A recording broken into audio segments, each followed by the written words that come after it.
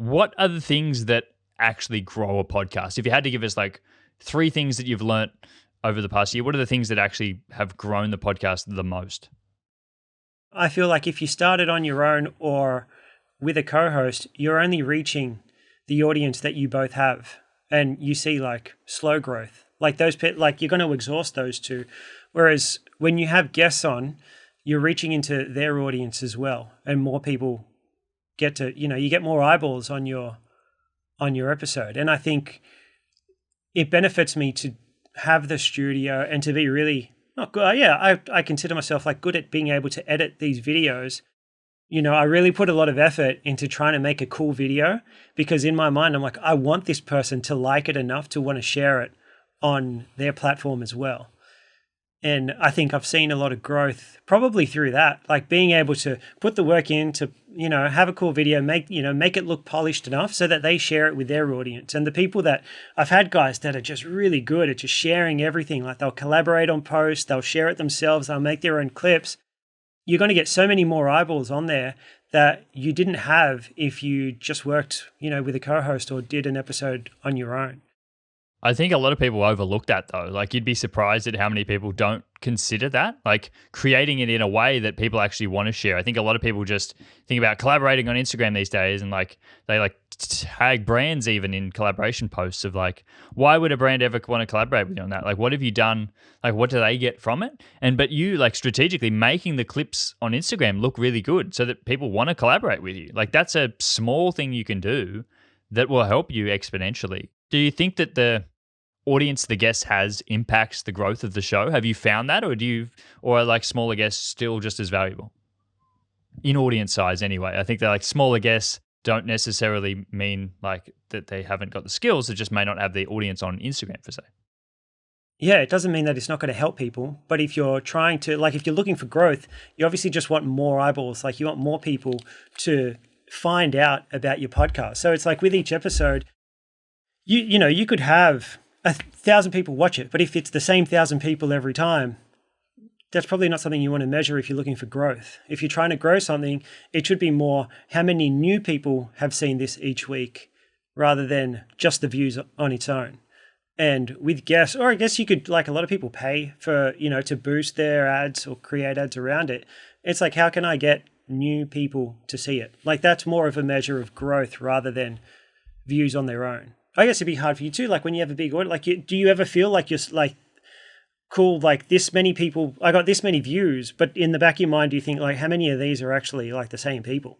I definitely think about like the conversion rate. I've definitely found it hard. Like I've got a really big audience on Instagram and even on YouTube as well. Like I have a big audience, but converting them to actually listening to episodes of this podcast is very hard to get them across to be the type of people that will tune in. And I know how valuable these episodes are, but I'm like always constantly trying to find new ways to promote it.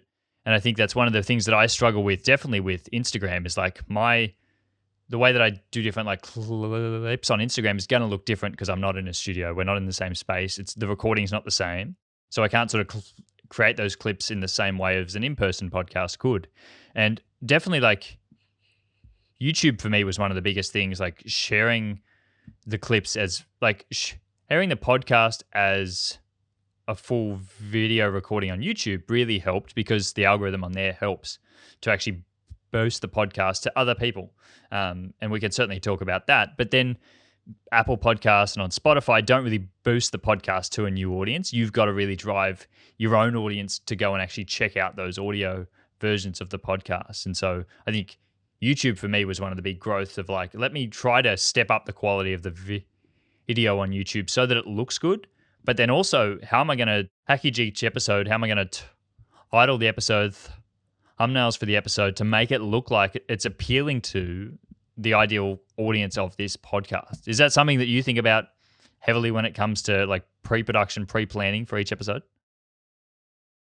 Yeah, I have to, especially for YouTube. Like YouTube's the platform where people have to click into it to watch it. Like there's no other way to do it rather than like compared to socials, I could scroll and the video that I see, I did not choose to watch. Like it gets played whether I like it or not. So, and that's the difference between socials and YouTube. On YouTube, people have to look at the title and look at the thumbnail and click into it if they want to watch it. So you could have the most amazing podcast with great production and all the value in the world, but if no one clicks into it, no one's going to watch it. So title and thumbnail are so important and relevant.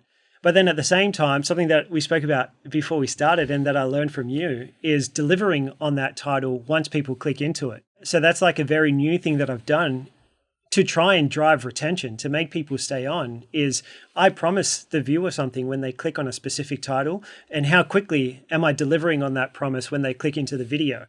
I guess a mistake, well, I guess I'm going to call it a mistake, is early on, I would allow a guest to speak about their story for as long as they wanted, and that would probably last 30 to 40 minutes at times. And we wouldn't even mention the title, the topics that are related to the title, until we get to minute 40. And I would look back and think, man, this podcast episode was so good because there's so much value in relation to the title from minute 40 to minute 90. But if no one's getting there, I'm not going to have a successful episode, especially on YouTube. And after speaking to you, the change that I made only recently was figuring out what the title was and then starting the episode based on that title and trying to deliver value. So like my leading question is based on whatever the title is. And so we're getting straight into it. So the viewer feels confident that what they've clicked on is what they're getting from the episode.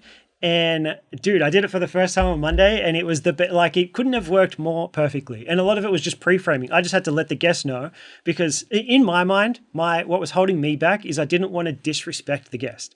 I wanted, they've finally got this opportunity to tell their story, and you can tell that a lot of them really want to because they've never had the chance. So then when they start, it's very hard to make them stop, and you don't want to cut them off. And all I had to do, which is what you told me, was to just let them know beforehand. And I did. Before we started, I was like, dude, I'm going to try this new thing. I explained everything I just explained to you. And I told him, I want you to tell your story, but we're going to have to do some sort of I call it conversation gymnastics, and weave your story within the answers of the questions that I ask. And it was so good because I prompted him to do that. I wanted him to share his story.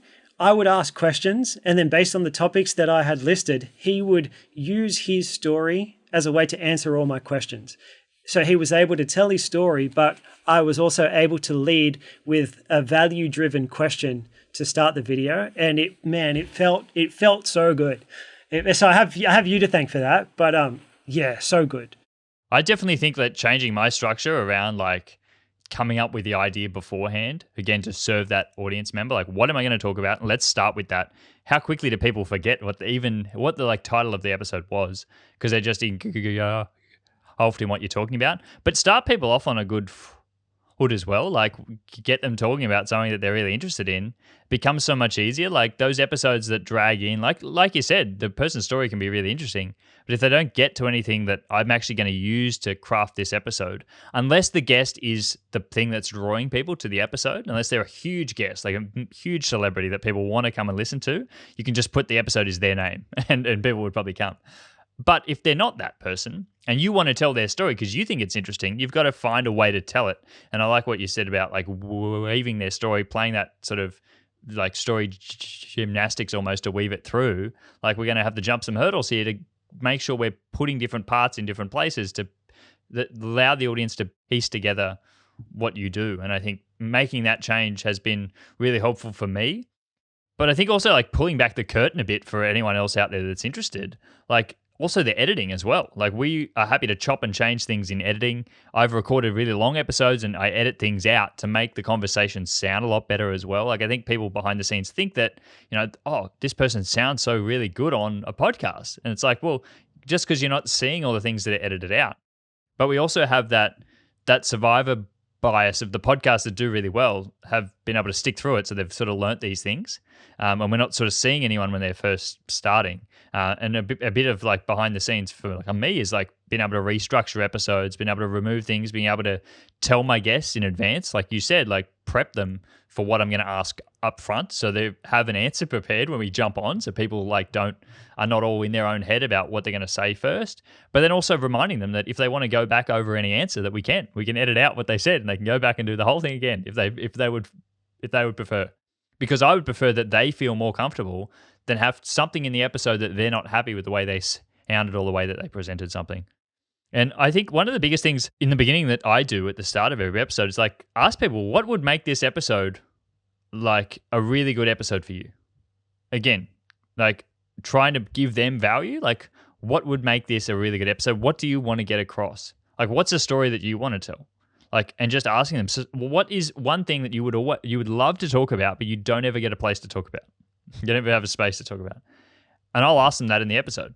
And that'll be huge for them. Like, but I've asked them that at the start. Like, what's that one thing? Because no one ever talks about it, and they really want a space, and they can't just bring it up randomly. So that's my job as the host, to bring those things up, right? Like, I think those things are super interesting when you're like, you can do whatever you want. This is your thing. You don't have to stick by the rules of what you think, because more often than not, peeling back the curtains on anything creative, I'm sure you've done this with editing too and being a videographer. I've done this with images as well, like seeing the way that people create behind the scenes and the end result. Like the edit can change a lot and you think you don't have the skills, but the edit does a lot to hide a lot of things. The way that they're actually doing the work behind the scenes, you're like, oh, I've got the same gear as this person. Why is my stuff not look that good? There's so much more that goes into it that you're not aware of. And once you become aware of it, you can start implementing those things and your stuff does start to grow. That's true. I do cut mine down too. I started out thinking an hour was enough for an episode, and now it's over an hour and a half every time. But we usually record for about close to 2 hours, maybe an hour 45, an hour 50. And then in my mind, it's just in my mind. I don't have any real feedback to know whether or not people like that or not. But I always think that's probably too long. Like no one's going to listen for an hour and 50 minutes. So I try to cut out. It's like, say we sit on a topic for too long, or I'm very good at saying the same thing over and over in many different ways. So if I feel like I've already said the point and I'm still talking, like I'll cut that out. And usually I can take about 10 to 15 minutes out, but at the end it's usually like 1:30 to 1:45 for a podcast episode that's probably closer to 2 hours. It's something that I started doing recently as well, is realizing that like we're in control of the conversation and we have the questions listed. My recent realization, again, it's like not asking the same boring generic questions.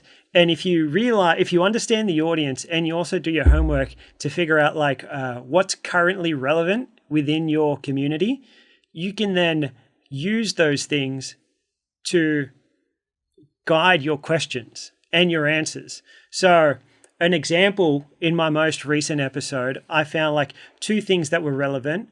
I went to the Bad Bunny concert the other day. He is an absolute megastar right now, right? So he performed at the Super Bowl. Like he is a hot topic. He's a very relevant topic. I decided to bring this up in the conversation because it's relevant to what's being spoken about today. I used the example and I just used like my own experience. I watched what he did, and something that I noticed from watching Bad Bunny, this is going to sound so relevant to like your audience, but for me, it was.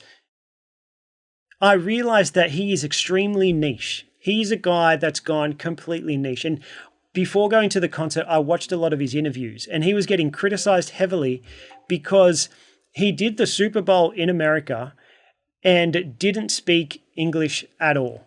Like he didn't say one single word of English. Everything was in Spanish. He spoke in Spanish. He sang in Spanish.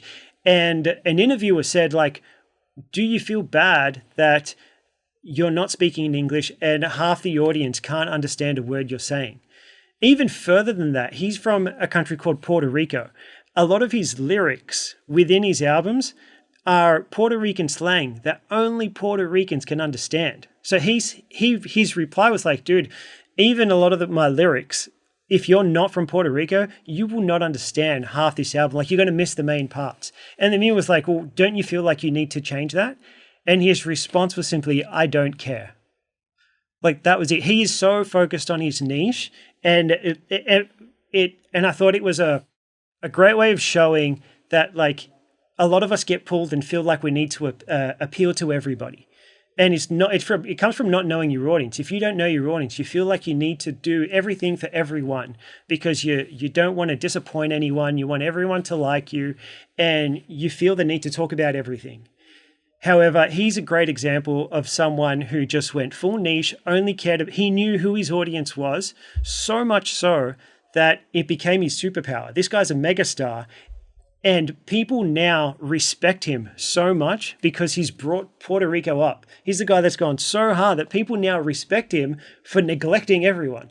The people that he's neglecting are the people going, look at this guy. Look at him go. Like, he's standing up for Puerto Rico. He's taking the Puerto Ricans everywhere. Look at what he's done to the Puerto Rican economy. And to me, I was like, this is such a relevant topic that I could bring in rather than just talking about the niche. Should we go niche or should we not? Which could have been great. And there could have been lots of value. And the conversation that I had with the guest could have been exactly the same in terms of the value and the answers that I got. I made it relevant to something that is happening today and something that people are talking about today. And I feel like that could drive growth as well, because if you turn that into a social media clip, you're now a part of the conversation and you're recognized as someone who's in touch with what's happening today. And I think that comes down to research. There was another example about Peter McKinnon. I watched the Peter McKinnon episode recently, his most recent YouTube episode, and then I was able to bring that into the conversation. So rather than just asking normal questions, I'm trying to relate it back to within my community and my audience, like what's relevant and how can I ask, I guess, the same or similar questions, but make it like tie it to something that's relevant to what my audience is speaking about so that I can feel like, I'm in touch with what's going on. Also, you know what really drives audience to care about what you're talking about is you being so animated about what you're talking about and you caring so much about what you're talking about. And you can tell that you really cared about what you were just talking about, right?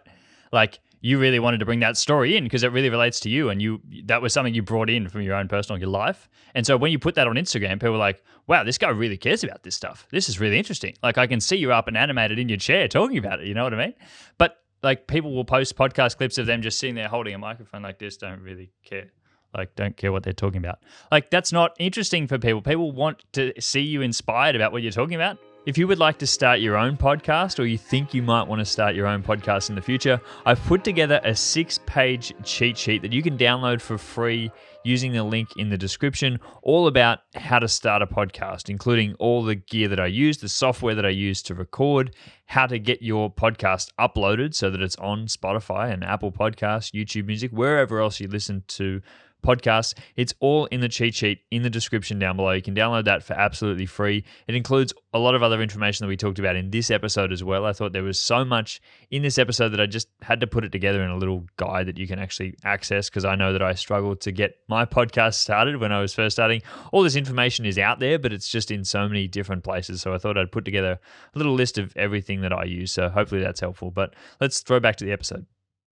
A really big belief that I have is that more creators should start their own podcast and put themselves out there more. What do you think about that? I definitely think people should try and put themselves in front of camera more, especially now with like the online space. The opportunities tend to gravitate to the people that do put themselves out there. And I think that's why I started a podcast. I was the guy that was always too afraid to be in front of a camera, man. And I remember paying a mentor, and the very first lesson and the only lesson that stuck with me from having a 8-week mentorship 4 years ago was, Kenny, you've got to put yourself in front of the camera because no one knows who you are. And you've created this whole brand and you've put out all this great work. And I go on your page and I have no idea what you look like. And to me, it was terrifying. I was so scared. For a whole week. She gave me a week to do it. My initial thought was like, I'm not doing it. Like, I'm not going to make this video. And that's the end of this mentorship.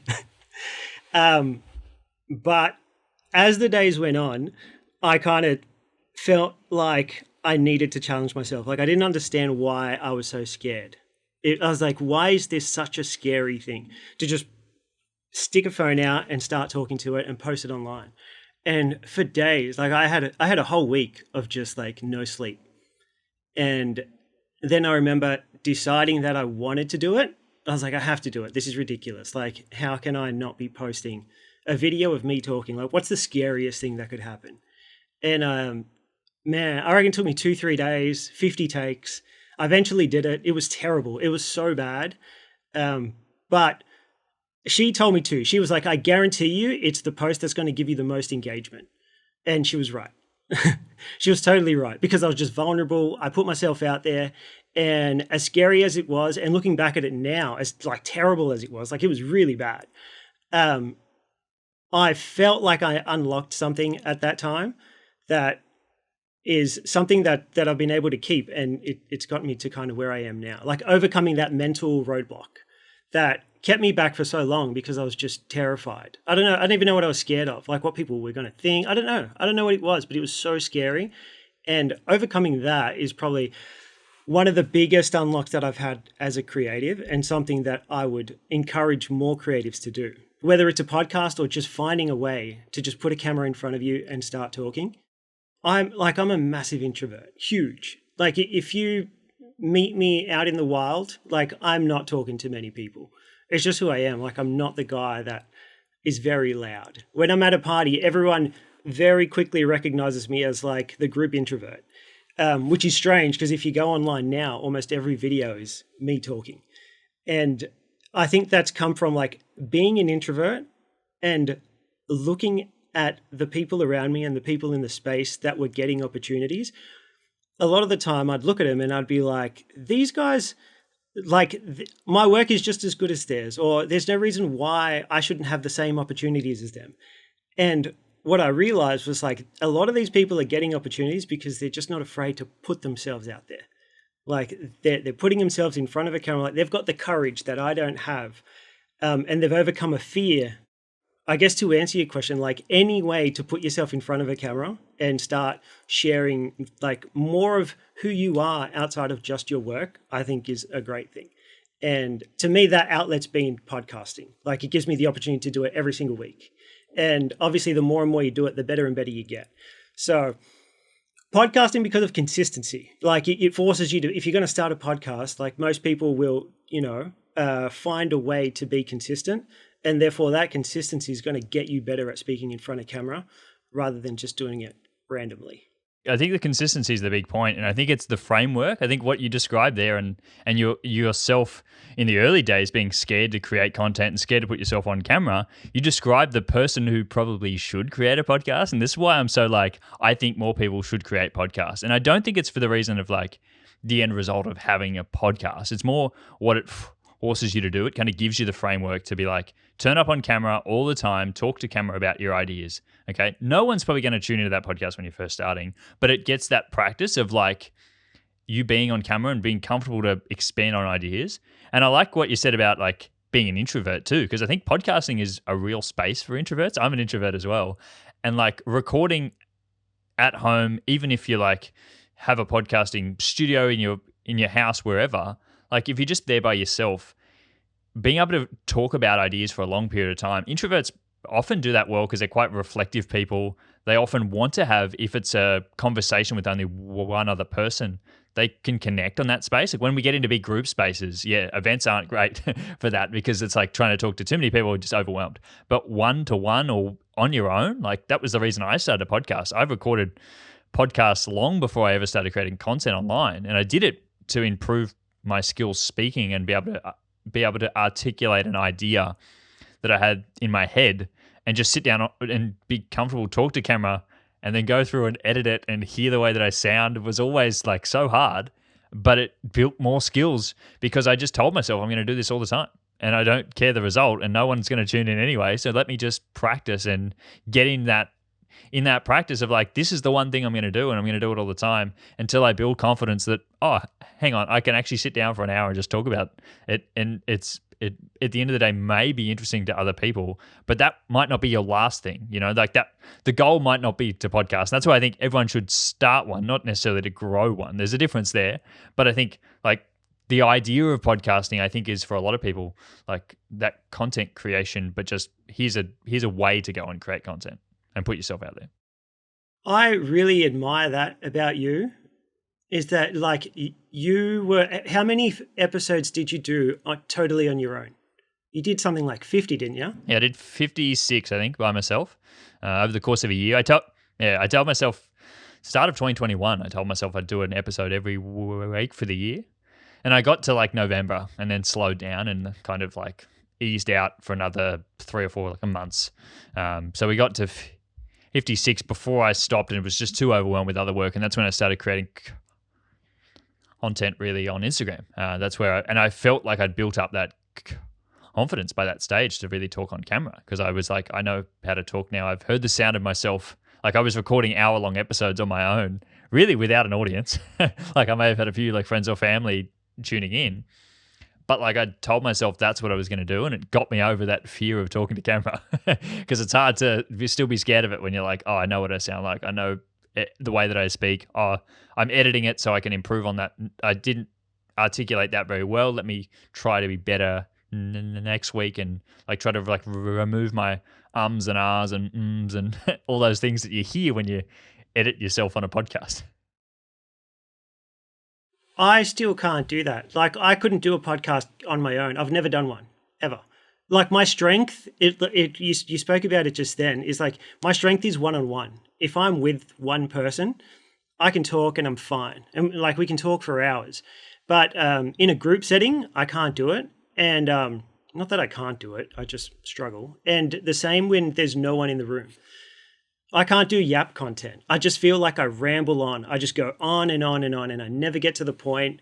And it just feels not great. Every time I try to do it, I struggle. I can't just sit there and yap. I do it a lot of my content is that me talking, but it's all scripted. I have dot points, I have bullet points. I have to do 50 million retakes. So to see someone do a whole podcast, I've heard your podcast, you talk for a whole hour by yourself.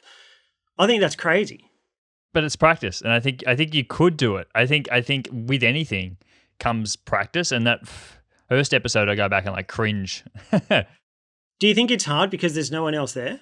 Who are you asking questions to? No one's talking back. Again, this is kind of what I do on Instagram now every day. Is I talk to me, and I it's just being able to come up with ideas of what am I going to talk about today, and being able to formulate But do you have a list of topics that you want to hit on? I kind of did back then. It was kind of look, it was very early in my photography career, and I was trying to just share my learnings with the world. And so one thing I learned this week, let me go through one thing I learned. And it may not be the most highly correct information. And it's really strange that those episodes are still up there, because people can go back and look at them, and I'm probably the information's probably not the best, because it comes from a place of someone just starting. But for someone just starting, it's probably really cool to be able to hear someone else share that, because we always hear from people once they're up. We never hear from people when they're just starting, and so I'm glad that it's still there. But the process was kind of it's really helpful. Don't ever take it down. Yeah, no, I'm definitely going to keep it there. And that was one of the big decisions when I went into interviewing other people, was do I start fresh, or do I just leave it there and expand on what I already had? And so I wanted to be able to keep it there as an archive for people to go back to have a look at those episodes. And if you think you can't start a podcast, have a look at those. And I assure you that you can, because I could sit down and talk for an hour. Again, I didn't have a big audience, but it gave me a lot of skills in being able to come up with an idea and be able to talk about it for half an hour straight. But you'd also be amazed at how much you can edit out of an episode, right? You can, if you don't like the way you said something, you can say it again. I'd get much more nervous presenting in front of a crowd or in front of a small group of people, because I can't go back and edit out, right? I'm not going live on YouTube. This is pre-recorded. I can edit it. If I didn't like the way I sounded on something, there were episodes where I didn't air them and I went back and re-recorded them again. Just because I didn't like. You're right. It does take the pressure. It takes a lot. And I think, what's the worst? You don't like the way you sound on a recording and you don't air it? Cool. But at least you learned something through the process of trying. It does. It's not live. I tell my guests that all the time. Don't overthink. And I also think, with guests anyway, it's always better to overshare. Because you can take it out afterwards rather than not sharing enough. The amount of times I've had guests on that are overthinking and then they don't say enough, and after we finish recording, they sit there and they're thinking, they're like, oh, I should have said this, I should have said that. And it taught me to before starting, I always tell them overshare everything. We can always take it out afterwards. It's very hard to insert something later. You can't. I think it's really cool what you do though too, is have people in studio so you can actually talk to them right then and there. I do a remote podcast. If anyone's actually tuning into the audio, has only ever heard the audio of this podcast, this is recorded online. But for your podcast, you're doing it in person with people. And I think video, I dare say, is highly prioritized in that sense, being able to build that rapport with someone, but then have it come across well, like on camera. I started in like 2021 when I did the first 30 episodes audio only, but I don't think that could be a viable option today. Like audio only podcasts are not really a thing anymore. Like if you're not doing video, are you even out there in the world? Like how was that thought process for you? Like was it always going to be a in-person podcast, and then was video something that you prioritized? In terms of like what I was doing before podcasting, a lot of, like 90% of what I was doing was video anyway. So how I got into this space, I make social media content for clients, so videography, socials content for businesses. And one of my clients is this really big gym here in Sydney. And I started making content for the CEO, just personal branding content, a lot of talking head. We were just trying to find any and everywhere where we could just film him talking, saying something, showing off his personality. And we were going to like every single part of the gym. We were going to cafes, parks, everywhere. And then he wanted to start a podcast because we thought this is a great way to just make a lot of content of him talking. But it was really hard to book a studio. That was probably the hardest part because we had this space that we'd always shoot in, like this gym. But now we had to drive somewhere, schedule a time. It was hard to book in a time. We didn't have a whole lot of control. And I guess because he had the money and he had this small little room in the corner of the gym that he wasn't really using, he decided to create a podcast studio. Just so that we can record whenever we want and we don't have to wait for times, booking times. We don't have to travel anywhere. We can just go in a room, press record and go, which was really cool. Like I was in a fortunate position to be working with a guy that was, had the resources to be able to do that. But he spent a ton of money, created this whole studio. And I guess a lot of the time it's just, for me, a lot of my opportunities have come because of my, I think I have a good ability to build strong relationships. Like all the clients that I work with, I've worked with for years and years and years. And I think that's my strength, like just retention. I start working with someone and they trust me, we work well together. We usually work for a very long time. And because of that, these opportunities have come about.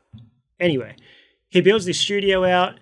It's all set up. It costs him a fortune. He looks around, he looks at the cameras, the lights, the audio, and he's like, Kenny, I don't know how to use any of this equipment. I need you to just run it for me. We can make all the money back if we just hire it out to people so that they can record their own podcast. So then that became like another little, part of my business where we both benefited. So every time someone hires out the studio to record their own podcast, I just include a fee that the owner gets for using the space. And then I charge my rates for producing, editing, and basically running everything, the scheduling. I do absolutely everything for the studio.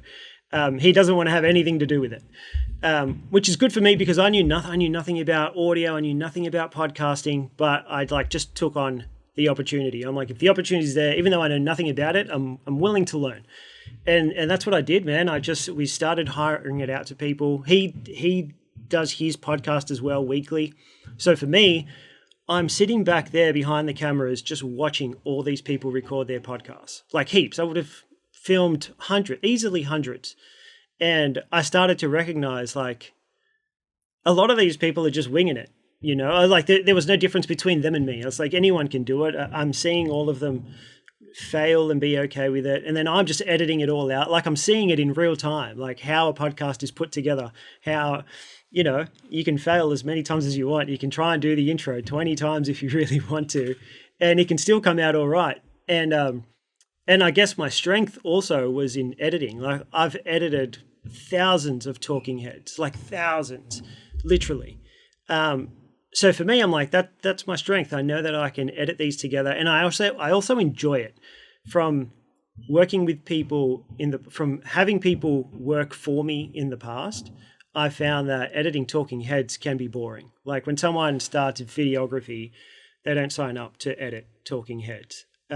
So when I give them that work, I can tell like it's not the most exciting, but I enjoy it. So like you've got to find the people that actually enjoy doing that, and it'll become easier. So for me, I'm like, I like doing this. I edit these talking head videos all the time. I can do that. And then so it got to the point where it's like I've got all the resources. I've watched all these people do it. I know I've figured out, what makes a good one, what makes a not so good one. I have like no excuse to like not start my own. And that's how I got into the space. As scary as it was, like people, all my mates were saying, like, why don't you have your own? Like you're in a studio every single day. You're recording all these people do their own podcasts, and you're seeing all the opportunities that they're getting from doing it all. So it only made sense that I start my own. And the crazy thing is, I had someone working for me at the time. My first 10 episodes were co-hosted. So I need to thank my co-host Quinn for that, because he encouraged me to do it too. He was the one in my year saying, "Dude, we've got all the facilities. Why are we not doing this?"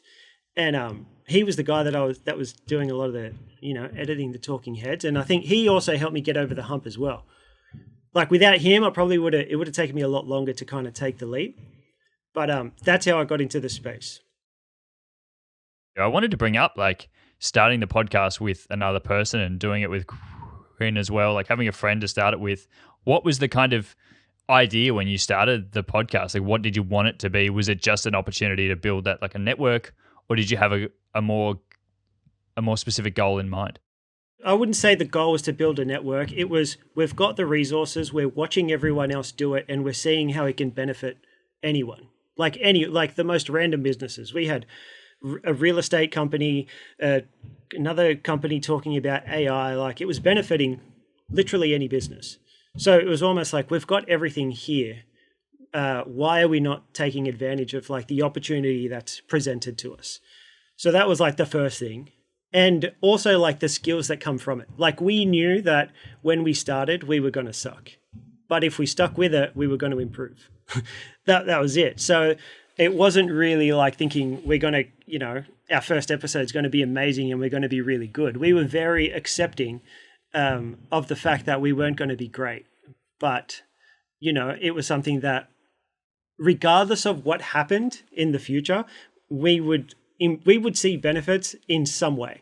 Even if it never went viral or, it never took off, we would still improve in the way we showed up online, the way we speak in front of camera. There are a lot of things that we knew we'd be able to take away from it. When you've got someone else there encouraging you to do it, it really, really helps. I can imagine that'd be a really good, like a motivator to have someone else there along with you as well. But also someone to remind you like why you started, like what's the like a marker of success for this? Like making sure that you're improving your skills all the time. Are you improving the way that you can talk and turn up on camera and be able to present ideas, and the way that you can speak in front of people? I think those are all the like markers of success that we should be looking for, and not necessarily how big the show is going to get. I think that's a side product. The audience is a side product of you just being successful in those other ways and constantly improving the show. How did the show change after like Quinn left the show and you went on your own? Really hard, man. There's so many benefits and so many negatives to having a co-host and doing it on your own. And I think when you do it with a co-host, it's very easy to be consistent, because we were both saying every Wednesday at 11 o'clock, it's on, no matter what. So it was very easy to just put one show out every single week. Whereas when you're on your own, as much as you want to be consistent, it's all dependent on guests. And if you can't get a guest in that week, I still don't have the ability that you have of just like showing up by myself. Like I've had one guy that hires out the studio who relies on guests, and 1 week his guest didn't show up, and he's like, you know what, I'm just going to do it on my own. And he just did it on his own. And I looked, I was like, man, I respected that so much, but I still can't do it. Like if I don't have a guest, it ain't happening. I wouldn't know what to talk about. I could, that's self-limiting belief. I know that. But I rely heavily on the guests. And when you do that, it makes it a lot harder to be consistent, especially when you're doing it in person, like even harder when you're doing it in person. I think once I started this and I had people show up in the studio, the more and more I do it, the more and more I kind of refuse to let myself do it online. Maybe you can make me change my mind, but I feel like they respect it more.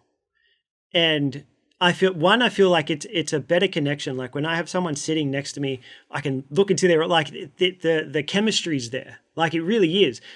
So many times by the end of it, we feel like we're best mates and we hang out for another 2 hours afterwards once we stop recording.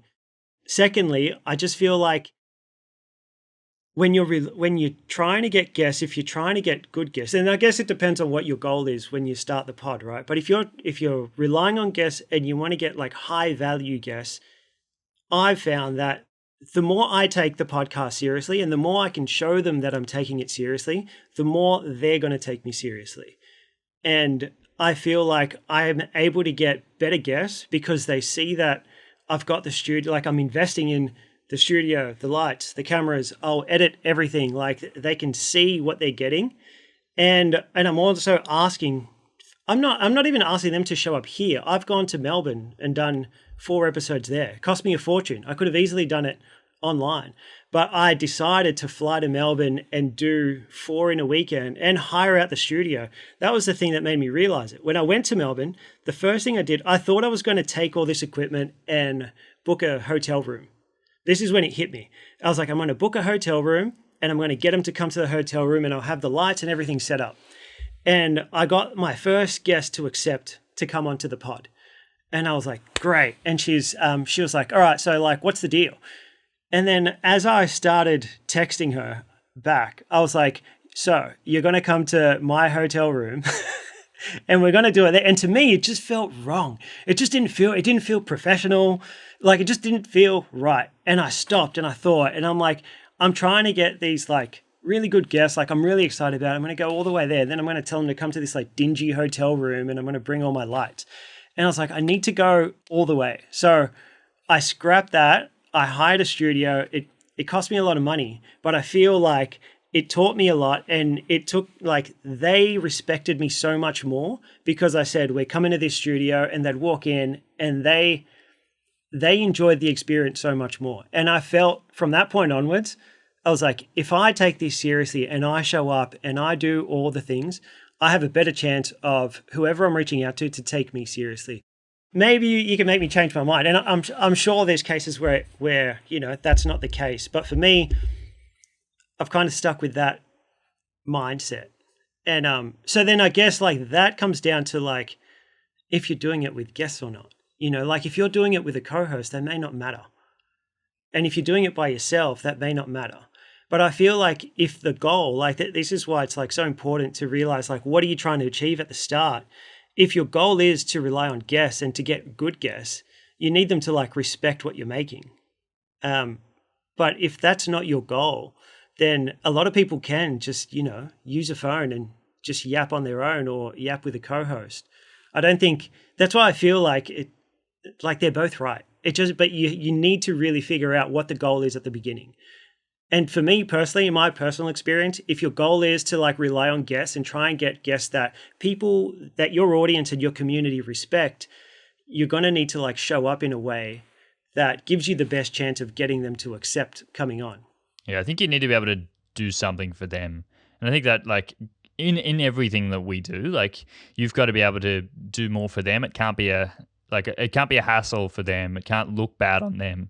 Like, and I think what you do with the podcast, it looks really professional. When you look from the outside, yours versus my podcast, like an in-person podcast, the way you produce your podcast, it immediately looks really professional, and people are like, that's going to do really good things for my brand image to be involved with that, right? And I'm going to get that recording, and I'm going to get all the like Instagram bits for that. Like I'm going to be able to put that out there that I went on this podcast and it looks really professional. And I think being able to give that to someone immediately just looks really good. And you're going to just handle everything. It's one of the things that, you know, I've struggled with is that I'm reliant on the audio and the video from whoever I'm interviewing, right? I can't send a new like a microphone to every guest that I have on the podcast. So audio is going to be up and down between episodes, and I just can't rely on that. But that's a trade-off I'm willing to make in order to get guests who I really want to speak to. Because one of the biggest things for me when I rejigged the podcast from just on my own, just doing this solo to getting guests on was like, I want to use the platform that I've got because I'd already built an audience on Instagram to be able to reach out to guests that I really am interested in. Because at the end of the day, I want to feel interested in the guest that I'm speaking to, and also be able to share that with people and ask them things that I would have been interested in when I was first starting. And so to me, the who I can get on outweighs the quality, but it may reduce the growth that I can have with the podcast because it doesn't look from the outside as professional as an in-person podcast studio. But I think that it's in the other way. I think I love that I've been able to reach out to so many different guests, and they're open, and we can work out any time that works for them, and I can be really flexible to their schedule because I'm not expecting them to come to a certain place, because if I was in a small town, I wouldn't be able to get all the guests that I would really after anyway, so I'd have to go to them. So again, there is a trade-off for sure, and I think it goes back to, why did you start? Like, what is your reason for starting? If you want to get more confident speaking in front of other people and be able to build that connection, like you said, you're going to connect with your guests way more in person than I ever do online. Like, I just know that. Like I can connect with people online, but there's only so much that we can do here online that we can't do in person. I definitely felt that when I was on your podcast as well, like walking into the space. There's just an immediate connection that I feel like we had having the conversation, but also during the podcast as well, like not interrupting each other, because you can tell when someone's about to speak. Whereas online, I constantly have that issue of like hanging on till someone ends, and I don't interrupt people because then the audio will be all weird. And you don't want to be like jumping in over the top because I can't see where you're about to speak or what you're going to say, because we're not in the same like room together, and I can't sort of eat off your energy. So there's definitely trade-offs with it, and I think everyone's got to approach it, in their own way that makes them feel more comfortable. Yeah, I think so too. But you've also got that too, like in terms of like what you can offer. It'd be hard.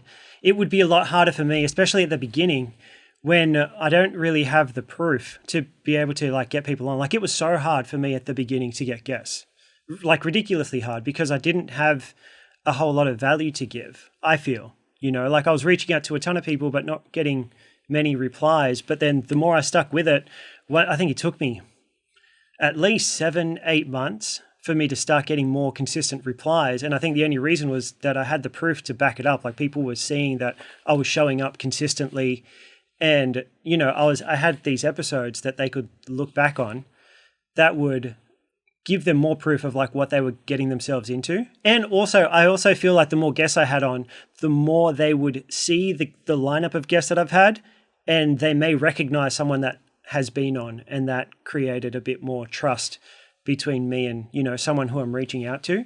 But I had to really build, it took me 7-8 months to build that up, to then be able to have something of value that gave me more chance of getting guests on. Especially because I'm asking people to come all the way to Coogee, especially lately, man, like the last 10, people are traveling far. Like, they're coming from all over the place. And again, that makes it hard because consistency, because I'm waiting for when they're coming by, like when they're in Sydney. I waited like 2 months recently for a guy who was in Canberra. And then eventually he was like, cool, man, I'm coming to Sydney in the next 2 days. Yeah, it makes it hard to be consistent, but it also makes it hard because you've got to show these guys what they're going to get out of it. I think for you, it's easier, even though you're doing it online, people probably appreciate your platform. Like, you've built this massive audience and your platform's there, and that's your leverage point. That's why you would probably have a pretty good success rate if you reach out to people compared to someone who's doing it online, who's just starting out and probably doesn't have that audience to begin with. For the first 7 months, it was a grind, man. It was a grind. And I also had to be really strategic with the guests that I was asking to come on. I think that's probably something worth mentioning. You like, when you start out and you don't have that audience, and you're starting from scratch, as much as you want to have all those big guests, like, it's just not going to happen. You don't have the proof. Like, they have no reason to come on unless like you know them personally. It's very hard. And I think that's what we all dream about. We want to have the big guests and we want it to go viral straight away. But the reality is, like, your first 5 to 10 episodes, if you're on your own and you want guests, they're going to be your friends, your direct contacts, which is fine. And a lot of the times they have great stories, but you also need to realize that like that list of direct contacts is going to run out eventually. And then you're going to have to reach out to people you don't know. And then that's when it gets really hard. Something that I realized early was that all those big guests that you kind of dream and wish for, you're probably not going to get them at the start, but there's probably so many people that have just as much value and know just as much as that guy who just don't feel appreciated and are within that person's circle.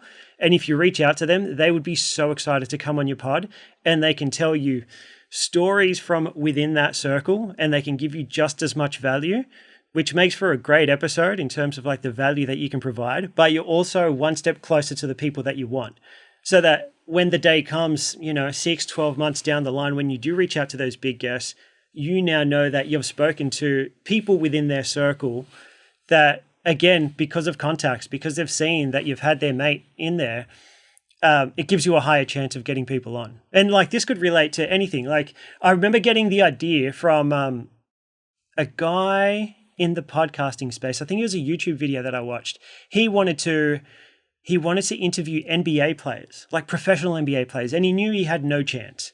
But his thought process was like, who hangs out with the NBA player all the time? Who doesn't get respect? Who probably has never been interviewed? And he realized it's probably their personal trainer. Like they all have trainers, and these guys never get asked to go on anything.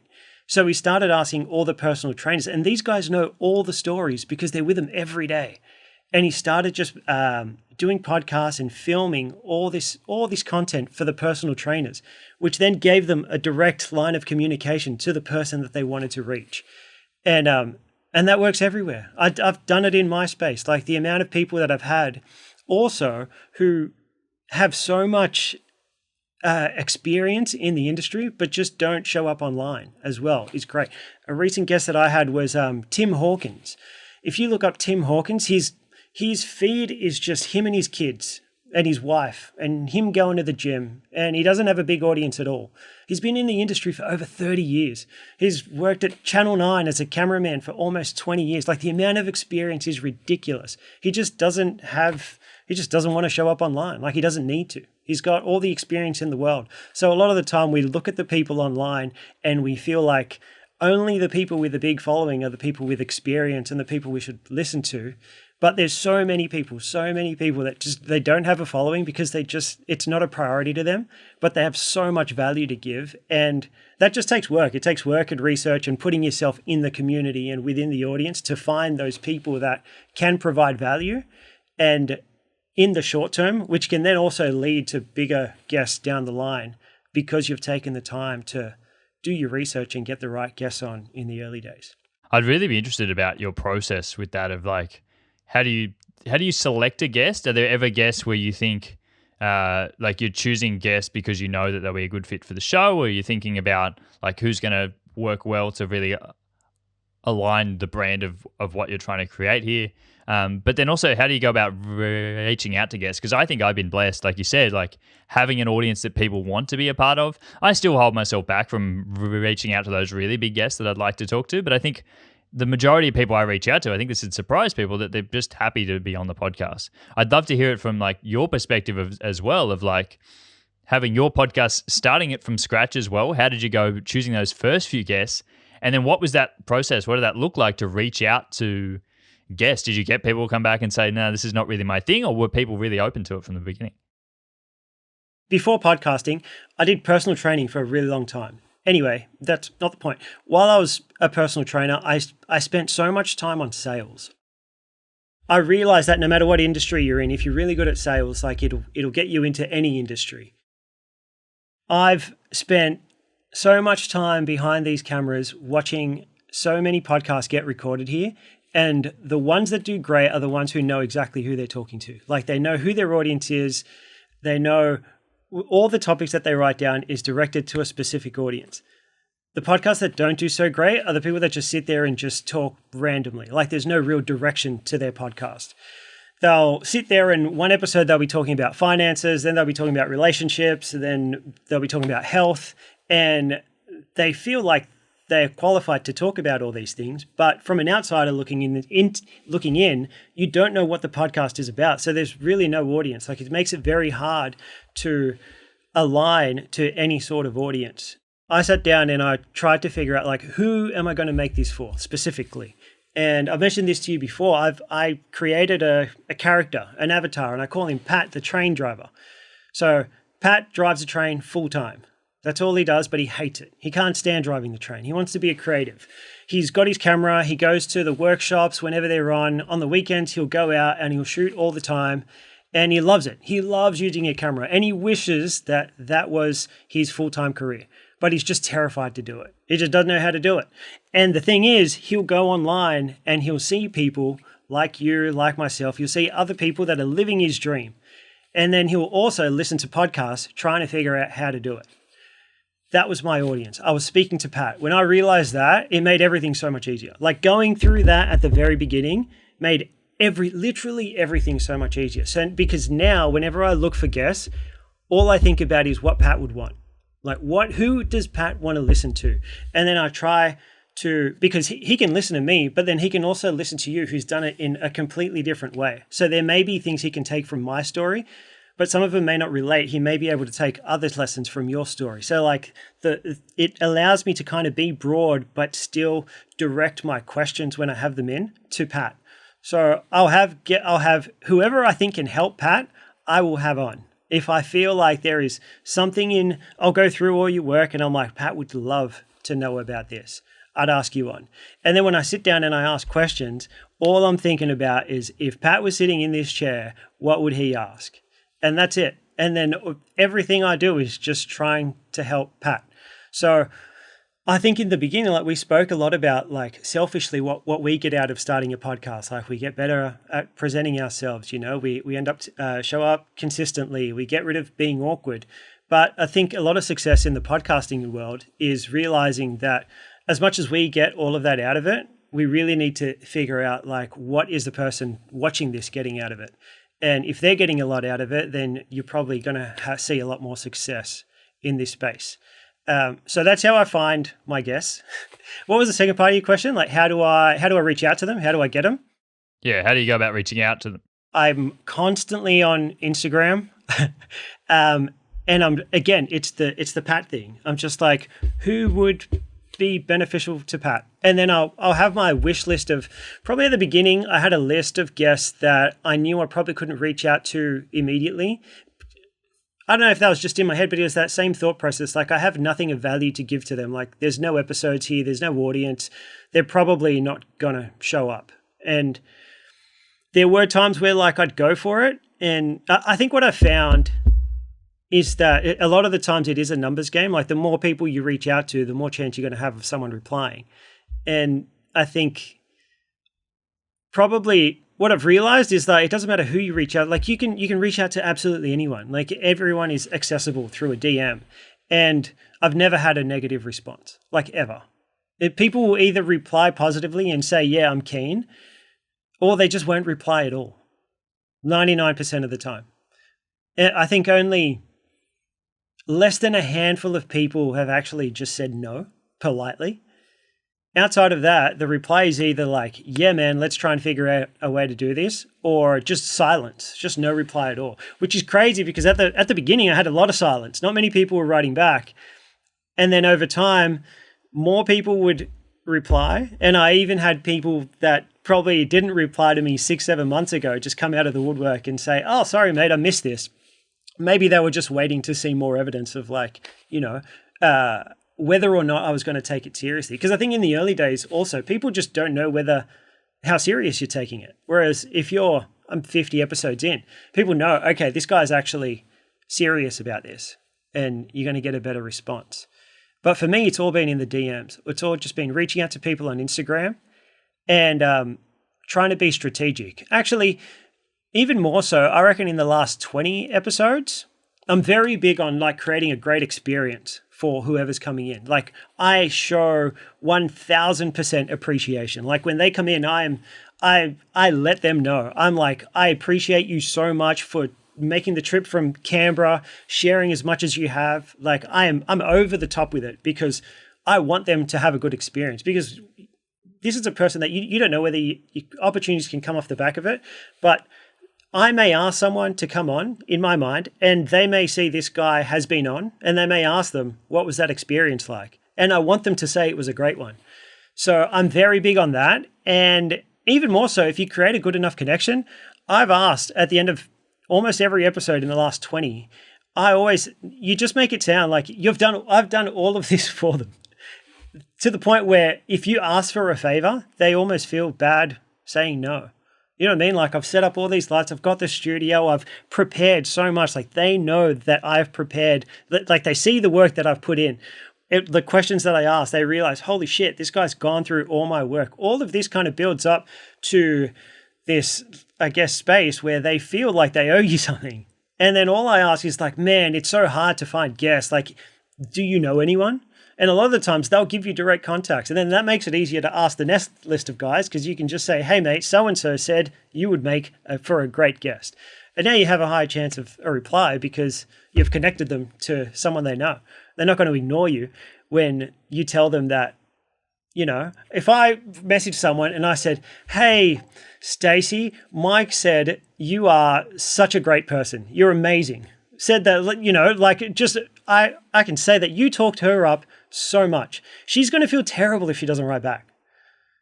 You know, like you've got a really high chance of that person replying because I've connected them to you and you've spoken so highly about them. So I think that's probably helped me a lot lately as well.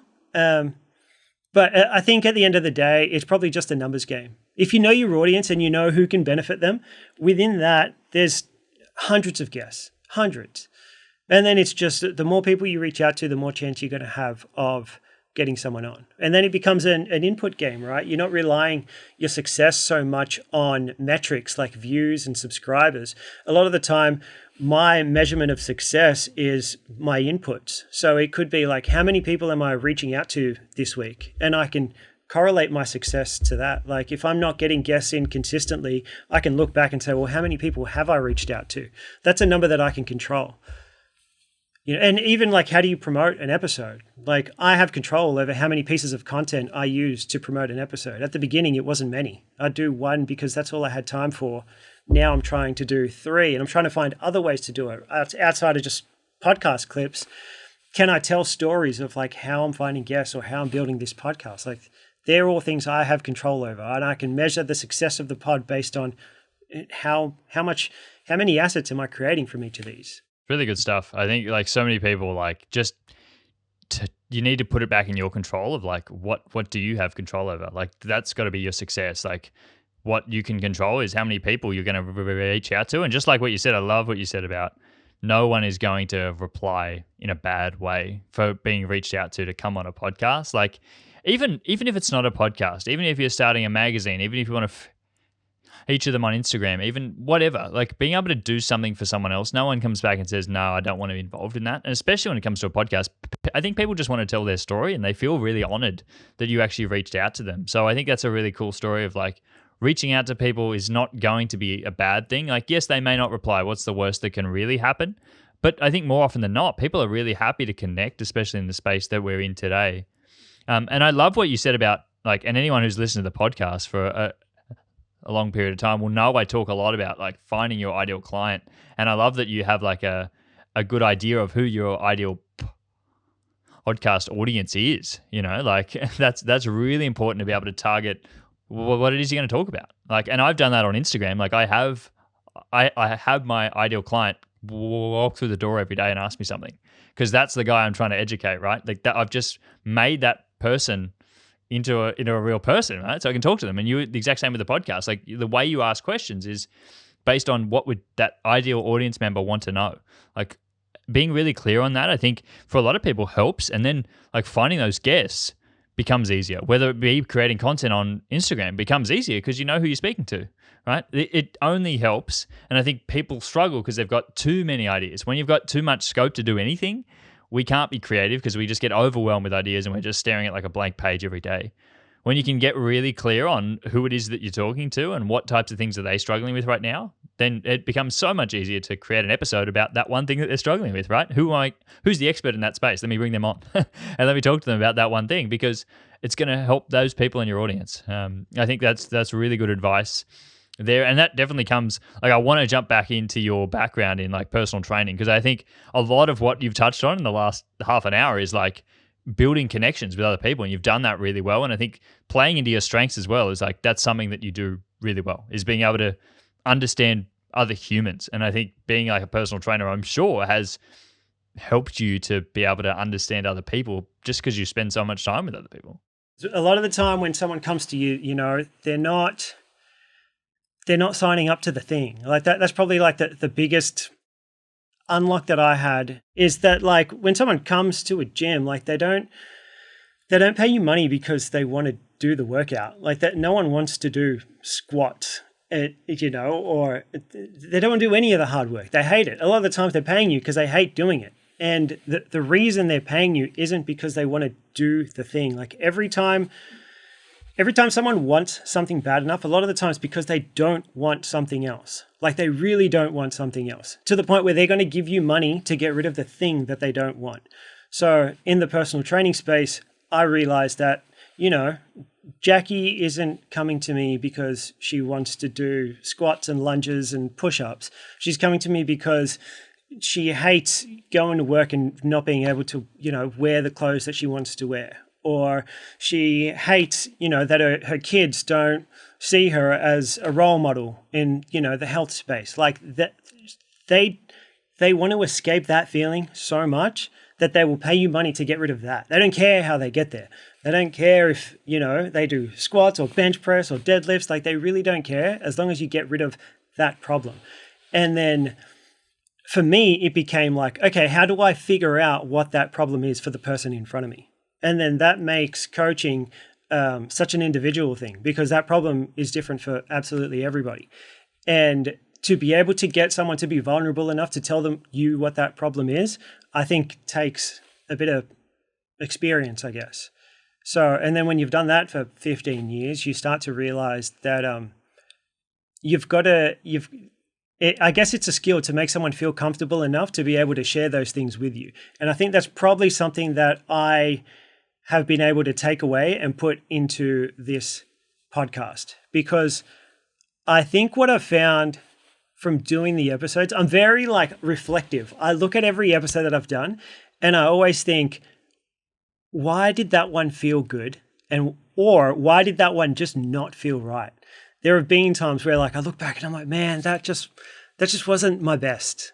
Or, you know, or there are times where I'm like, that was so good. And I'll look back, I edit every single pod from beginning to end. I'll go through the whole thing and try and figure out like, what did I do well to make this one feel good? And why did these not go so well? And I found that I've had some like really big guests and they've shared so much value. And I would look at it and I'm like, I know there is so much like good stuff in here. Like the things that they spoke about would teach any creative. Like if anyone watched this, they would love it. But for some reason, it just didn't feel like my best work. And then I realized, and this is me trying to figure it out, is that there was no emotion in the conversation. So I look back at it, I'm like, there's a lot of value here, but it just sounds boring because there's no emotion. I haven't made them feel comfortable enough to be themselves. This is me. This is what I think it is. And why I look at it and think this is boring. And the thing is, with so much information in the world right now, you can go on ChatGPT and ask them whatever you want. All the information's out there, right? So like the difference, why people would tune into like me and you is our personality and our story, right? Otherwise, someone could easily go on ChatGPT and say, how do I start a podcast? And it's going to give them a whole list of things. The two thing is that we've both been through it, so we can speak from experience. So we can say, oh, I've done all those things and this is what I learned. So there's probably more value in us talking about it. But then there's also just emotion. Like the emotion drives, to me anyway, a good episode. And I look back at that and it's made me realize like, how can I create more emotion in these episodes to the point where like, I feel like that's on me. Like I didn't do a good job to make them feel comfortable to laugh. And that's what it was. I look back and I said, throughout this whole episode, as good as it was, neither of us ever laughed. There was not one laugh. And I think like that's a sign that that tells me whether we had a good episode or not. And it's not always like I had one you don't want people to cry. I had one person cry, but I was able to draw emotion out of them. Crying is probably a bad one, unless they're happy tears, right? But to me, I'm like, can I make them laugh? And one of the best comments that I ever got I've had it twice in 2 episodes. Someone commented and was like, man, this episode was so good because it felt like I was just listening to 2 mates. like chat, and I was part of the conversation. And I was like, that's what I'm trying to achieve. And I think a lot of, like, you can ask all the questions and get the same answers, but without that emotion in it, to me anyway, I feel like that's what makes a great episode, together with the value. Like, it's great to have a laugh, but if there's no value, that also probably, it's a balance of the two. Because I've had those, man, and I'm like, man, that was so good. He knew so much, but it kind of just felt like a work transaction.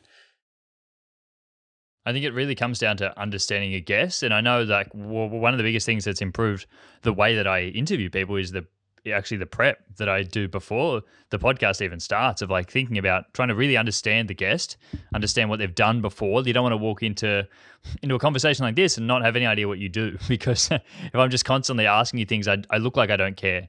But I know that's something that you do really well, is like you prep really in-depthly, and I was really surprised when I turned up for my episode on your podcast about like how much you had gone into being able to do the research on what it is that I did previously. To have that context that just breaks down that wall there. How many hours go into that prep for you, like for each episode? How much time are you spending to do the prep? And are there any ways that you're like thinking about things that you can do throughout an episode to really break down those barriers for people to make them feel more comfortable? Are there specific things you go to all the time, like different stories will always help people feel more comfortable? The amount of time I spend researching every guest is probably overkill. Like, I do too much. I try and go deep, and I feel like it's rewarded me a lot in the episode, because if they realize how much work you've put into doing the research, there's two things. One, they realize very quickly that you've taken this seriously, and then you can get them in the mode to be serious as well. I found that real quick. That's probably the biggest thing, because especially when you've got guests on who you haven't met before. These guys, we're talking in DMs or email. I've never met them face to face. So I'm trying to get someone who I've met within 5 minutes be vulnerable and share all the things that they know. Like, it's not an easy thing to do.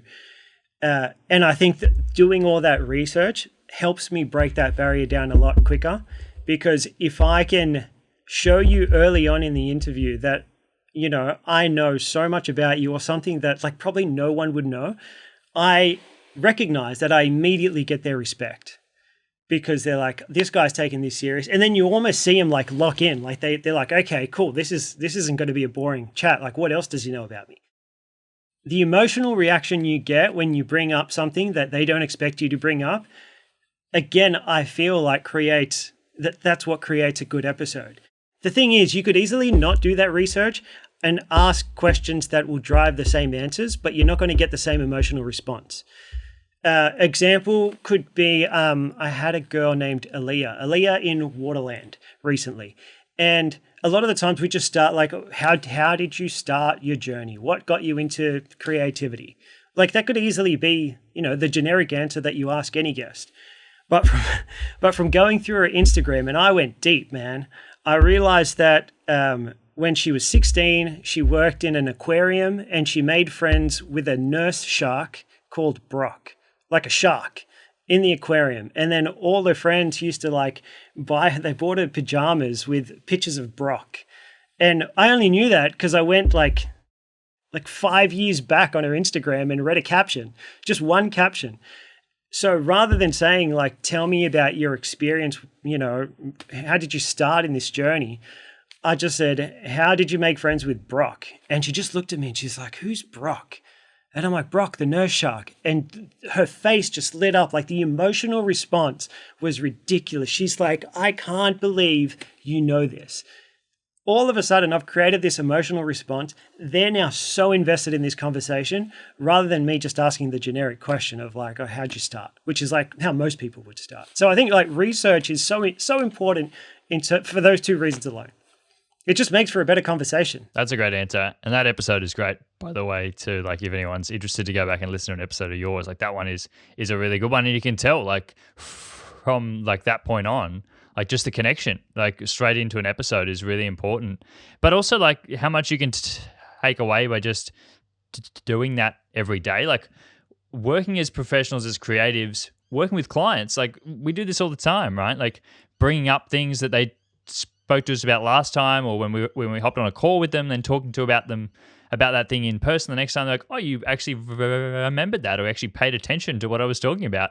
How much does that build connection? And people overlook these things and think like, oh, anyone could do that. But it's like, how much would that help you overcome the barrier of feeling, not feeling for secure in a space when you know someone actually cares really deeply about you? And I think, that episode was like, how you started that was really cool, and the way that to be able to see it on camera as well, her just like let the guard down and be like, hey, I'm free. This is a really cool space that I want to be a part of. What are there any other episodes that you go to that are really like hop episodes for you that you're really proud of, that you think other people should go back and have a listen to?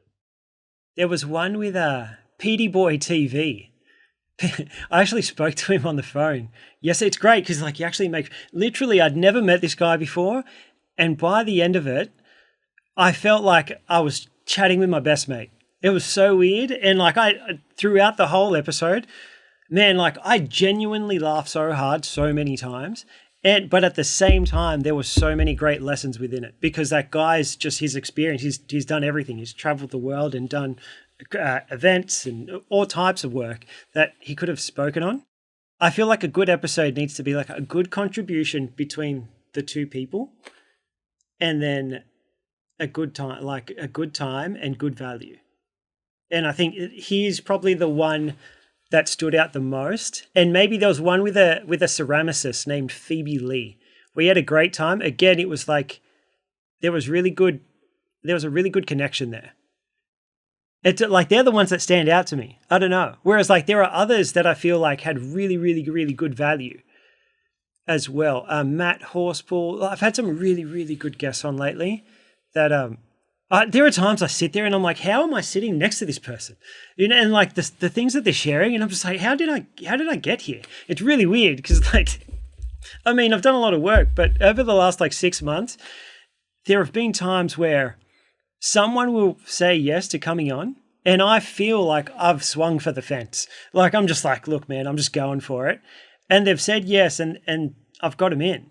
On Monday, I had Brian Hines on, who I respect so much. And when I messaged him, I was like, there's no way. But I knew that he was in Sydney. So a lot of it's research. I was like, I know this guy's in Sydney. I know he's doing some workshops. What's the harm? So I just messaged him. And dude turned up. He did 2 workshops back-to-back, Saturday, Sunday, and then came in on Monday. And then after the pod, drove to Melbourne, which is like a 10-hour drive. And I was like, this guy made it's so, I feel so grateful to the point where I sit there and I'm like, how am I sitting next to this person? These are people, 6 years ago when I first started out and knew nothing. Like I looked up to these guys so much. And like, I'm so deep in this space. Like I idolize a lot of these people where like I've learned so much from them. I've taken so much from them. And now it actually feels good because I almost feel like I'm giving back in a way. Like I've created this platform where I can showcase them. It almost feels like a way to gift them back for everything that they've done for me. It's weird. It's such a weird experience, but yeah, I'm always looking for that. I'm always looking for like some sort of connection, but high value, high connection, and I try to create good vibes. Has there been a time where you ever felt like you were just going to like stop the podcast? Was there ever a stage where, after a few episodes or you didn't have any guests come on, you're like, is this really like worthwhile? I think all of us as creatives have been in that stage in everything we do creatively. I'm interested for the podcast though, has there been times, or has it been a sustained like understanding that why you're going to continue to create episodes? I go through phases. If I really know that I love something, like I want to go for it, I'll give myself 5 years. I did it with photography. When I first picked up after personal training, I realized it was photography, right? I started out in photography. I wasn't making videos, but I wanted this to be my new career. I wanted to make a full-time income out of it. And in my mind, I said, no matter what happens, I can't decide whether I continue or quit until I'm 5 years into this. Like there's no other choice. And I thought, if this isn't working out in 5 years, that's a good enough time for me to realize like this isn't for me. But until I hit that 5 year mark, I'm not making a decision. I'm just going to keep going and I'll figure out a way. I'm willing to sacrifice those 5 years. And I feel like that's the same mindset I carried into this pod. It was like knowing I'm not going to be great for a while. I'm definitely within 12 months, I was not going to be good. But 5 years from now, like that's a good enough time span to know whether or not this is working out. And the thing is, a lot of the time, and maybe this is something that I got from the personal training world, because there's so many personal trainers in Sydney, dude. Thousands and thousands. And I think the same could be said with creatives. And what I found in the personal training world, which you can say the exact same in the creative world, is that most people just don't stick around. They start, and within 12 months, because they haven't seen success, and they're not achieving the things that they hope for within 6 to 12 months, they give up. And the people that are still around are the people that just didn't stop. And it's not like they saw success within the first year. They just kept going, and usually they see success in year 3 or 4. Like that breakthrough doesn't happen immediately. And when you realize that, like, you're no different to any of them. So if you just stick around for long enough and you keep trying to improve, you've got to realize that like, as long as you're comfortable with like not seeing success in the first 12 months, and that maybe it'll come somewhere between year 1 and year 5, you're going to be fine. But it's hard to get into that space, like that headspace of accepting that. And the thing is, if it does happen within that first year, like that's a bonus, like fantastic, like it could. There's always outliers, and there are people out there that are going to tell you that, they saw success in 30 days, and that's great. But you've got to come to the acceptance that like for 99% of people that are still around 5 years from when they started, it's usually just because they kept going. So my mindset's always been a 5-year plan. So I've never decided to quit. However, the thing that I learned last year though, is that I was trying to do too many things at once. I was a guy that wanted to do everything. And I think I got influenced by the people around me, all these business owners that are trying to, start businesses everywhere. I saw them doing everything, and it made me want to do everything too. So there was a period, like a 6-month period, where I went from just doing the content for businesses, like where I make my money, to starting the podcast. Then I was like, no, I went from that to running the podcast studio, to starting my own podcast, to building a photography studio, to then running events in that photography studio.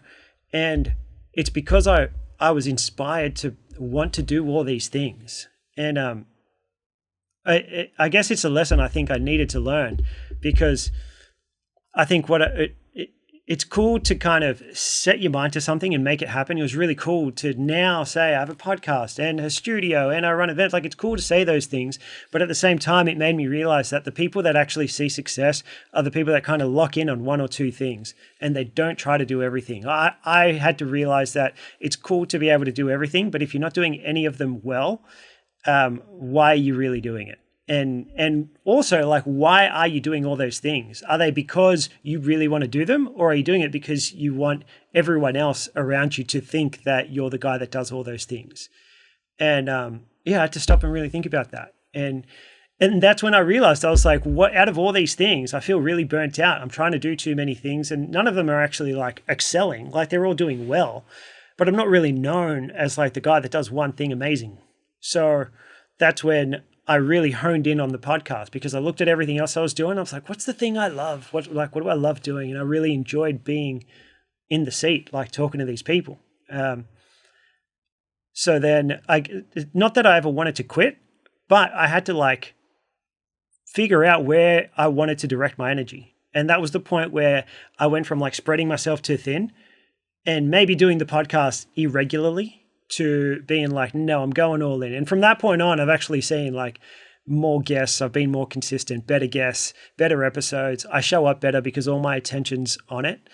So there was like no point of quitting. It was just, there was a period early where it was just slow because I just wasn't giving it the energy that it required. It's surprising how once you dedicate all your energy to it, it actually starts to do well.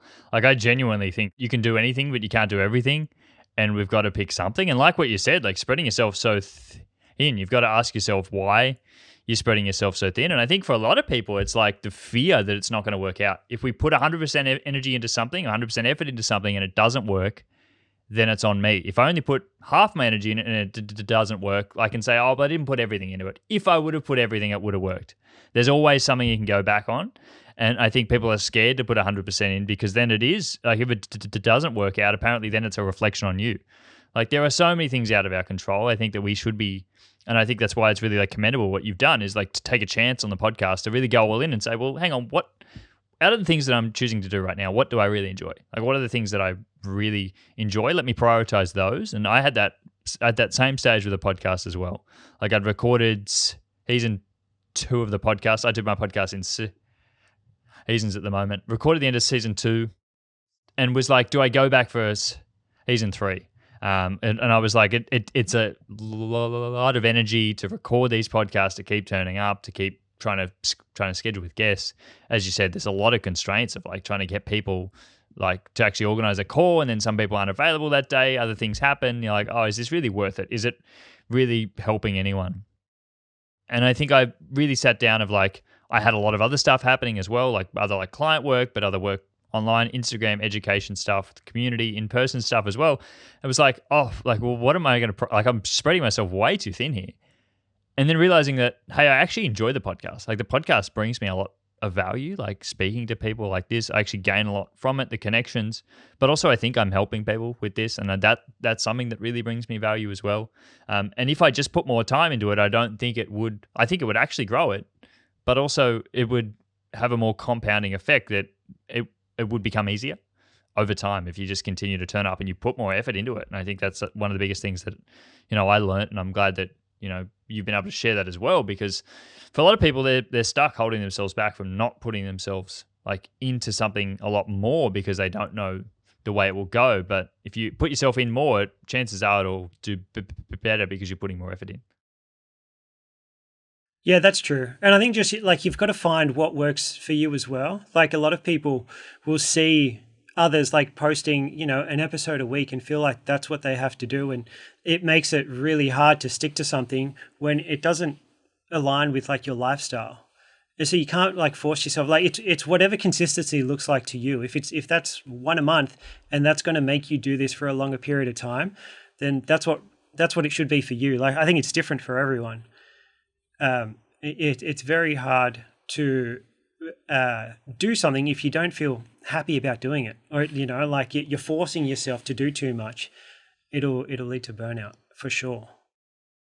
Is there anyone who you would love to get on the podcast, a dream podcast guest, who you've been thinking about for years? This can be a really big guest, or just someone who you're thinking about reaching out to in the near future. I think it'd be interesting to see if you've got anyone from over the years. And I know that like there are so many people within the creative space who you could talk to.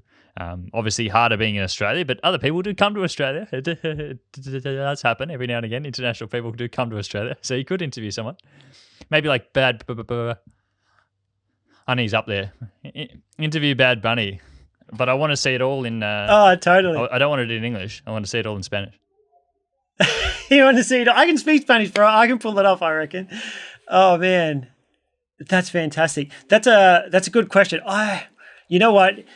You're talking about like having it be in Australia. My thought process, especially after last year, I spoke about doing that trip to Melbourne, and I actually got that idea from watching another podcast in the States. I don't know if you're aware. They're called Mid Convo. They're these two dudes that do a creative podcast in America, and it's a series-based podcast. So very similar to what we're doing. Like, they speak to creatives, and however they do it based on cities. So they'll go to Chicago and do a 10-series episode there.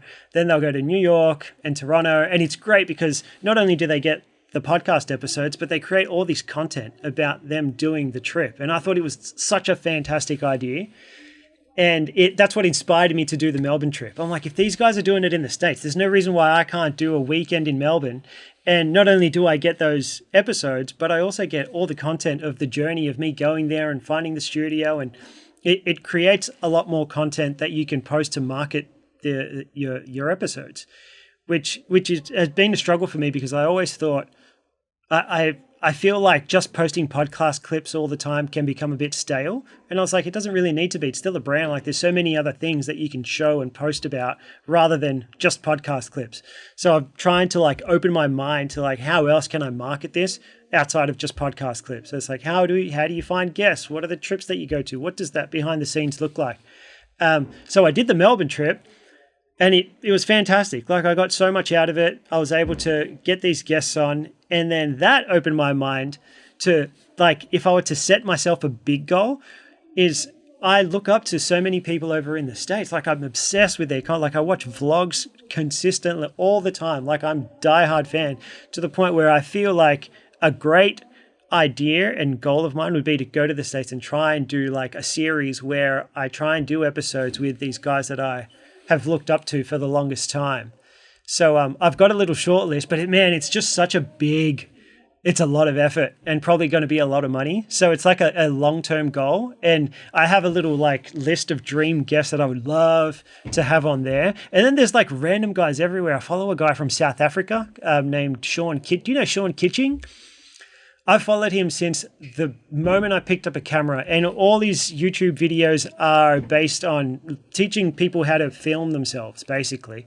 And he's just I have this massive respect. I've realized from everyone that I watch, I have this massive respect for guys that are they just look like they're by themselves. They're just making all this content and creating this massive channel, and they're relying on no one but themselves. Like they're going out there and just filming themselves. They're talking to camera. They're not relying on anybody. You're looking at their content and it's always just them. They'd be in their house, or they take the car and they're just constantly going. And they're not waiting for permission. They're not asking for anyone else. They're not relying on anyone else. It's just them and they're going. And I respect that so much. And I feel like that's probably the biggest connection between all the guys that I look up to. You're one of them too. Like that's why I admire your first 50 episodes and all the content that you do. Like you're not relying on someone else. Like you're just making it. You like to the point where you're talking to yourself, man. Like you're making these videos and it's like, if I don't have anyone else here, I'm going to do it in my room and I'm going to play both characters. And a lot of people hold themselves back because they don't have the courage to do these things on their own. So all the guys that I look up to and I wish to have on, I feel have all that in common. In the States, there's a guy called Johnny Hochstetler. His name's Jayhawk. That's his handle. And he's a guy that's just so inspiring to me because he's made so much happen. He's probably a bit too heavy on the work. I mean, everything requires hard work. I'm so for it. But that guy works really, really hard. But the things that he's achieved by himself, by just him and his camera and nothing else, is incredible. And there's a lot of guys in that similar kind of space that they usually put out vlogs, but I'm obsessed with vlogs. I would love to have them on to just figure out how they do it. Because even me, like I struggle so hard. I would love to vlog every week, but there's just so much work involved. Like especially when you put it on top of a podcast to be able to do it. And the thing is, I tell myself it's too hard, and I watch these people that are making it happen. And I think that's probably the most inspiring thing. People that are doing things that I'm telling myself are too hard to do. I think maybe that's the biggest thing that inspires me about these guys. Because a lot of the time, even the things that they talk, it's not like there's a lot of value that I'm like taking away. It's more the inspiration. There's a few guys. There's a solid like list of like 5 or 6. Another guy called Creative Ryan. Same thing. This guy, he just lives at home with his son, who's like 3 or 4 years old, and he's just during every Christmas he calls it Vlogmas, and he'll put a vlog out every single day for like 20 days, like every day. And this guy looks exhausted, but he'll just vlog his day. He'll go to the supermarket, like they're not doing anything crazy, but just the fact that he does it every day, and I can't do one. You know, I was trying to do one a month, and everything else just got in the way. So my dream guests are just people that inspire me. I'd love to be able to see more vlogs from you, mate. I think that'd be really cool just to see the behind the scenes of what you do on day to day and the process, and also like the podcast, but the way you are able to tell stories as well. I think you'd be really good at it, like being able to tell a story throughout what you do. Like that's what you've come to do. Like you know how to connect the dots. Like you're really good at that. But also like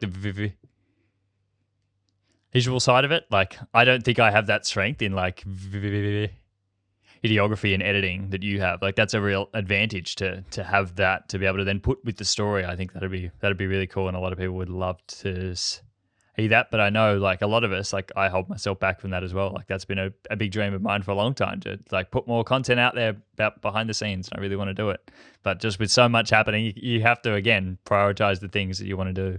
And I think the podcast for me right now has been that one thing. But I think for you, like, it'd be really cool to be able to see it and then make those like bigger like trips more available to you, because then you turn it all into the content. Because people, again, would love to know. I'm sure anyone here still listening to this episode would love to know how you can get a podcast on the road, organize guest audios, organize a studio. Like, I'd love to go speak to people in person, but it's always like, oh, it's way too much to plan and organize. Yeah, I would like I've said it. It's on my mood board, vision board. You know, at the start of the year, me and the girlfriend make a vision board for the year.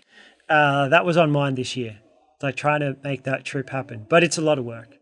And I think that's the thing, though. Like, what I found about podcasts, well, with most things, right? But definitely in podcasting, it's like you get out what you put in. Like, the more work you put in, the more you're going to get out of it. The time and the investment of energy into it, you're only going to get out what you put in. Is there anything that you would change about the way you did the podcast if you were going back and starting it again today? I don't think so. I feel like I've slowly been making like incremental changes, like little things. I wish I started taking it seriously sooner, you know, but I went into it blind. It was just the opportunity was there and I took it. And I didn't realize how much time and energy it was actually going to take. So, like, if I were to go back, I wish I would have been more aware of what I was getting myself into. Like, sometimes you just do it and you have no idea how much effort, like, and especially when you're trying to do it consistently, like every single week. It takes the editing of a whole podcast, like the whole episode plus all the little bits for socials, is a full day. So I've taken out a full day every single week that, that I could be doing other things. Like, I make money by making social media content for businesses. Like, I don't get the opportunity to do that for that full day every week to edit. And that's not even the recording, the research, finding guests. So it's almost 2 full days a week that I'm investing into building this thing. And because I want to do it weekly, it's every single week. And I did not know that before starting. So I think probably I just wish I was more aware so that I could like plan for it better. That's something like I wish someone had told me. I'm lucky. I feel like I have a pretty strong work ethic to be able to keep doing it. I think if you don't have that, or if you don't love it, you're not going to be able to give those 2 days up. Not that it does take that, but for me, the way that I've done it and wanted to do it, that's what it takes. I'm sure there's ways, where the production quality isn't going to be as nice or as polished, and you're not going to have, the crazy edits and stuff, and you can do it in less time.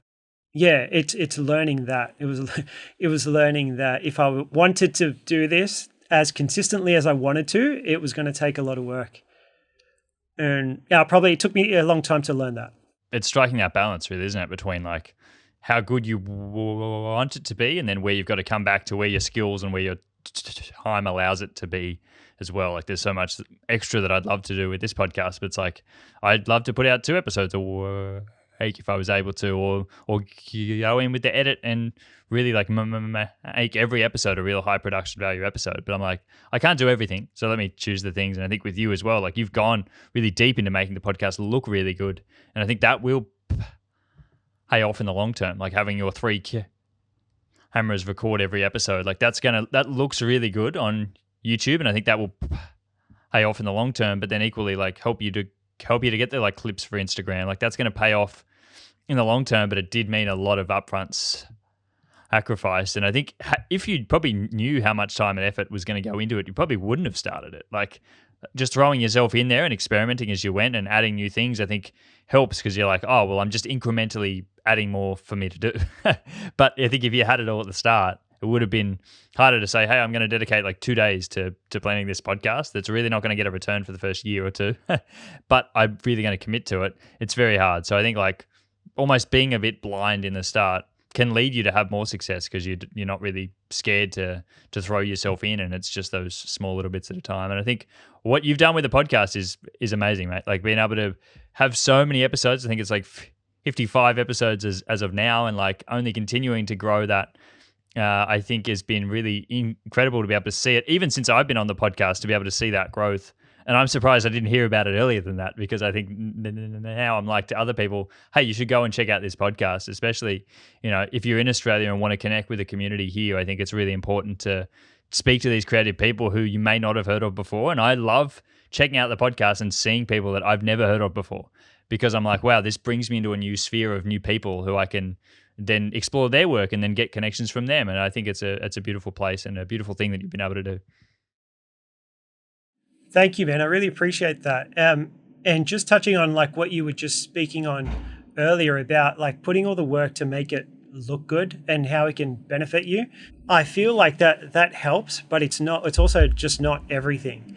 And even with like working hard, like I can talk about having great work ethic and also making this look like the prettiest podcast ever, but I don't think that's the driver for success. And I think a lot of people do preach that, like they preach work ethic and you got to work hard, and obviously that comes with any sort of success. But kind of, I think what I found is like if you're building something in public and making it look pretty, definitely doesn't lead to success. I could have the prettiest things here. I guess an analogy that I'd probably use is like imagine there was a guy in the middle of town and he just started building a building, and everyone in the town could see him building this building every single day, and they watched him lay every single brick, and everyone could see this guy works hard. He has all the work ethic in the world, and he's the talk of the town. Everyone's talking about him.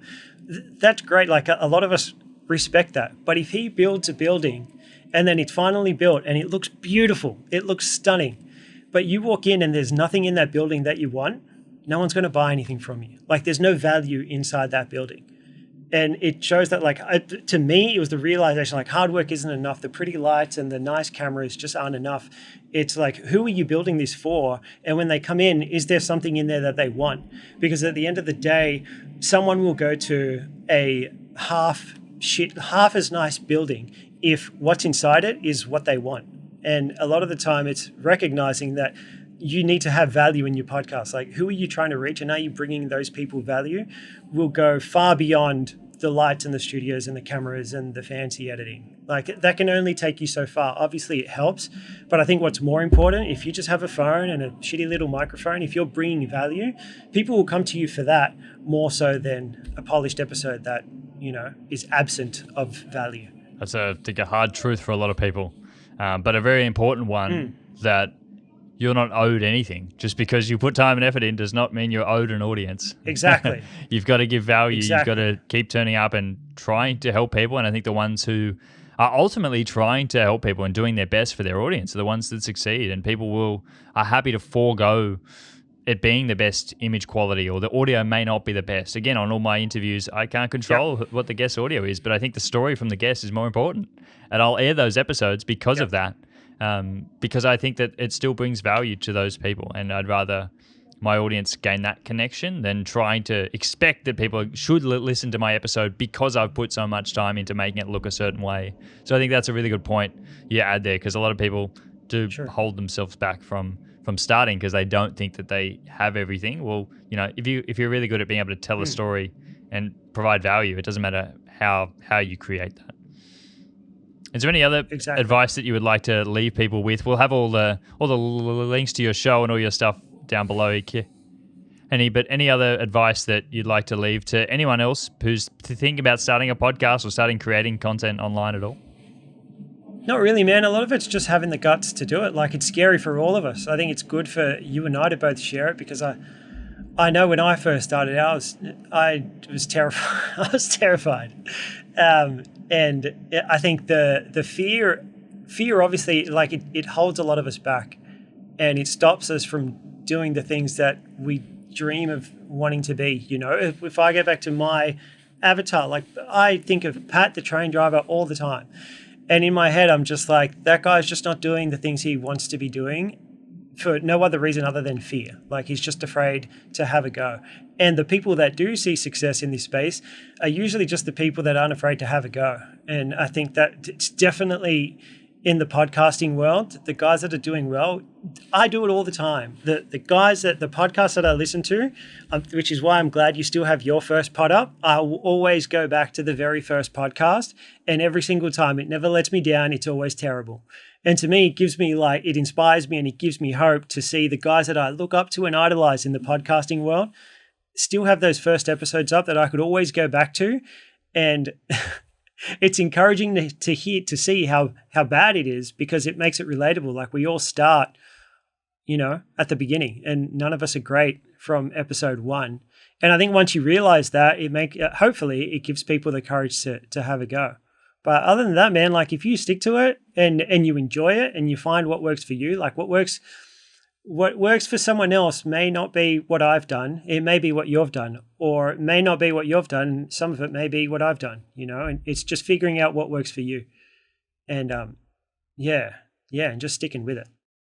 Thanks so much, mate. I really appreciate you being able to hop on here and share so much information and be vulnerable to share how you started and share the behind the scenes, and also the uncomfortable truths that I think a lot of people do need to hear sometimes. It's nice to be able to peel back the curtain, like I said before, and talk about people that are just starting a podcast that aren't huge in the podcasting space, because I think we can over-index what some of those people have to say when they have big crews behind them and people think, oh, that's the standard that it needs to be. Well, it doesn't need to be that. And I think you're a prime example of being able to start something and have it impact the community really well. And I know a lot of people speak of your podcast really highly. So I really appreciate what you're doing, mate.